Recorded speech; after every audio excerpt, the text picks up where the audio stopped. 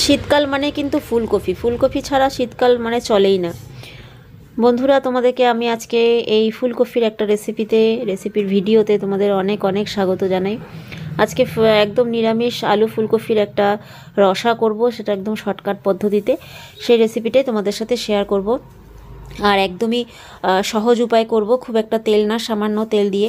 Naturally আমরা জানি ফুলকপি আমাদের করতে অনেকটা তেল লাগে, কিন্তু আজকে আমরা একদম সহজ পদ্ধতিতে, শর্টকাট পদ্ধতিতে ফুলকপির রসা তৈরি করব। তো চলো রান্না স্টার্ট করি। তো ফার্স্টে তো আলু ফুলকপিটা একটু ভাপিয়ে নিলাম জলে, ভাপিয়ে জল ফেলে দিলাম। এবার কড়াইতে দেখো খুব কমই তেল দেওয়া হয়েছে, সেই তেলের মধ্যে সাদা জিরে আর তেজপাতা ফোড়ন দিয়ে একটু আদা থেতো করে রাখা হয়েছিল, সে আদা থেতোটা ফোড়ন দিয়ে দিলাম। ভালো করে তেলের মধ্যে নাড়িয়ে চাড়িয়ে আদাটাকে একটু ভাজা ভাজা হয়ে গেল। তারপরে এবার দিয়ে দেবো টমেটো কুচি। টমেটোটা আগের থেকে কেটে আমি টুকরো টুকরো করে রেখেছিলাম, ভালো করে ধুয়ে। তা আদা, তারপরে জিরে, তেজপাতা সব কিছুর একটা বেশ সুন্দর সেন্ট বেরিয়েছে। এবার টমেটো কুচি দিয়ে একটু লবণ দিয়ে দিলাম, স্বাদ মতো লবণ একবারই দিয়ে দিলাম। তা লবণ দিয়ে টমেটোটা একটু মজাতে হবে আর কি আগে। তারপরে দিয়ে দিলাম হচ্ছে হলুদ গুঁড়ো। টমেটো, লবণ আর হলুদ দিয়ে একটু ভালো করে মজিয়ে নিই। এবার দেখো টমেটোটা কিন্তু একদম মজে গেছে। এবার দিয়ে দিলাম এতে জিরের গুঁড়ো 2 চামচ মতো, কাশ্মীরি লঙ্কার গুঁড়ো দিয়ে দিলাম।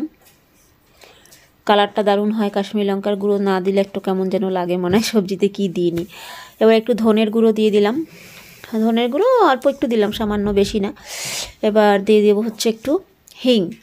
দেখো কালারটা বেশ সুন্দর এসেছে মশলাটার। একটু হিং দিয়ে দেবো সেন্টের জন্য, না দিলেও চলবে, যাদের বাড়িতে নেই তাদের বাড়িতে না দিলেও চলবে। তোমরা তো জানো, যারা আমার রান্নার রেসিপি দেখো, আমার বাড়িতে সবসময় হিং থাকে, তো হিংটা আমি ব্যবহার করি। ফুলকপিতে সবসময় ব্যবহার করি না, তা আজকে করছি একটু। এবার দেখো মশলা আমার কষানো হয়ে গেছে। এবার দিয়ে দিলাম একটু চিনি। চিনি ছাড়া একদমই ভালো লাগবে না নিরামিষ তরকারি, চিনি দিলে মিষ্টত্বটাও আসে আর কালারও একটা দারুণ হয়। তো একদম মশলাটা দেখো সুন্দরভাবে কিন্তু ম্যাশড হয়ে গেছে, কষানো হয়ে গেছে। এবার আমি এতে দিয়ে দেবো আলু আর ফুলকপি, যেটা আমি ভাপিয়ে রেখেছিলাম। দেখো এখানে কিন্তু আমি আলু ফুলকপি কিছুই ভাজলাম না আলাদা করে। ন্যাচারালি ফুলকপি আলাদা করে ভাজতে তেলে অনেকটাই তেল লাগে, আর আলু আলাদা করে ভাজতেও অনেকটা তেল লাগে। তো যাই হোক, আমি আলাদা কিছুই ভাজলাম না, একবারে মশলা কষিয়ে দিয়ে দিলাম। তা আলু ফুলকপিটা ঢেকে ঢেকে সুন্দর করে ভাপিয়ে মশলার সাথে মিক্সড করা হচ্ছে। এতে করে ফুলকপিটা সেদ্ধ, আলু ফুলকপি সেদ্ধও হয়ে যাবে আর মশলাটা ভালো করে সোপ করবে। তো দেখো আরেকটু সাঁতলাবো।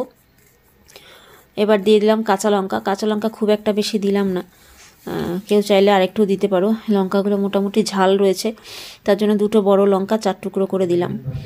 এবার দেখো আর একটু সাঁতলে এবার আমি পরিমাণ মতো জল দিয়ে দিলাম। জল দিয়ে দিয়েছি, এবার কিছুক্ষণ উতলাবো। দেখো কালারটা কিন্তু বেশ ভালোই এসেছে। খুব সিম্পলভাবেই করলাম, কিন্তু অনেকে কিন্তু এই প্রসেসটা জানে না। সবাই ভাবে ফুলকপি মানেই হচ্ছে ভালো করে, মানে ফুলকপিটাকে লাল লাল করে ভেজে, আলুটাকে লাল লাল করে ভেজে, মানে আলাদা একটা এরকমভাবে ছাড়া ফুলকপি অনেকে করতে পারেই না। তা আমি মাঝে মধ্যে এরকম করে করি, কারণ কি সবসময় তো অত তেল দিয়ে ফুলকপি ভাজা সম্ভব হয় না, আর উচিতও না। আর যেহেতু শীতকাল মানে ফুলকপি থাকবেই, 1 দিন 2 দিন ছাড়াই ফুলকপি, তাই এত ফুলকপি ভেজে ভেজে খেতে হলে মাসে 1-1.5 কেজি তেল বেশি লেগে যায়। তার জন্য একটু শর্টকাট পদ্ধতিতে করলাম, যাতে তেলটাও কম লাগে আর খেতে কিন্তু দারুণ টেস্ট হবে। কারণ আমি প্রায় দিনই এরকম করে করি, মানে না ভেজে সাতলিয়ে সবজির সাথে মশলার সাথে একটু মিক্সড করে নিয়ে, তা লাস্টে ধনেপাতা কুচি দিয়ে দিলাম। তো বন্ধুরা, কমপ্লিট হয়ে গেছে দেখো আলু ফুলকপির রসা, একদমই সহজ পদ্ধতিতে, একদম সিম্পলভাবে রেসিপিটা, কিন্তু খুবই সুস্বাদু। তোমরা অবশ্যই বাড়িতে এইভাবে রান্না করবে, দেখবে কম তেলে অনেক সুন্দর করে ফুলকপির তরকারি রান্না হয়ে যাবে। আর আমি কিন্তু এতে গরম মশলা দিলাম না, তোমরা চাইলে কেউ গরম মশলাও দিতে পারো।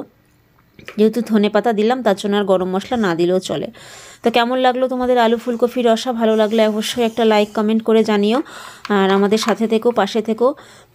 যারা ফেসবুকে দেখবে তারা জয়দীপ চট্টোপাধ্যায় পেজটা ফলো করে দিও, আর যারা ইউটিউবে দেখবে তারা প্লিজ দীপসীমা চ্যানেলটাকে একটু সাবস্ক্রাইব করে দিও। চলো টাটা।